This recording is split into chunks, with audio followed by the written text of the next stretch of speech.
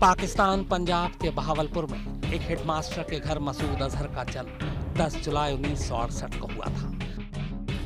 मसूद अपने 11 भाई बहनों में तीसरे नंबर पर था, पढ़ने लिखने में सही। जब वो 8वीं जमात में पढ़ता था तभी उसके वालिद के एक दोस्त उसे कराची के जामिया उलूम उल इस्लामिया में पढ़ाने के लिए ले गए। वहाँ वो ऊंची तालीम हासिल करने की जगह आतंक की किताब पढ़ने लगा।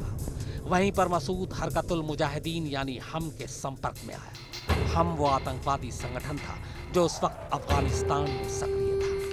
1980 के दशक के आखिर तक मसूद अजहर पर आतंक का जहर पड़ चुका था। तब तक सोवियत संघ और अफगानिस्तान का युद्ध चरम पर था।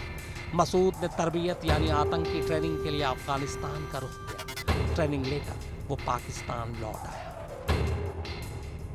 1992 तक मसूद अजहर पाकिस्तान में ही आतंक का जहर फैलाने के लिए चंदा इकट्ठा करता था ताकि वो अफगानिस्तान में बैठे आतंकियों की मदद कर सके। इसी के बाद हरकतुल मुजाहिदीन का सरगना खलील उससे इतना प्रभावित हुआ कि मसूद को विदेशी दौरे पर भेजना शुरू कर दिया। सबसे पहले मसूद हज की यात्रा पर सऊदी अरब गया और कुछ ही दिनों में वहां 3 लाख रुपए इकट्ठा कर लिए।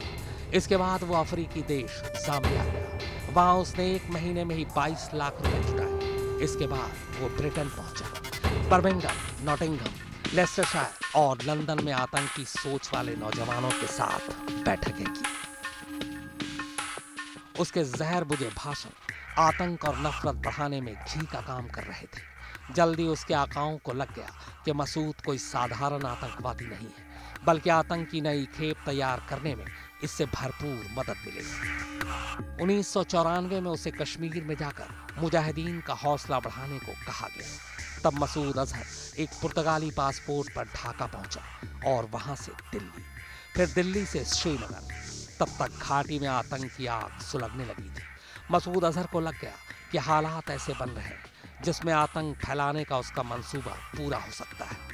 अब वो मस्जिदों का इस्तेमाल आतंक के गढ़ के रूप में करना चाहता था। घाटी में रहने के दौरान ही 1994 में एक रोज जुमे के दिन एक आतंकवादी सज्जाद के साथ वो जामा मस्जिद के लिए निकला। रास्ते में उसकी कार खराब हो गई। इसी के बाद दोनों ऑटो रिक्शा से जा रहे थे कि तभी सेना के जवानों ने दोनों को पकड़ लिया। सेना को लगा कि सैकड़ों गुमराह नौजवानों की तरह ये भी कोई मामूली आतंकवादी है।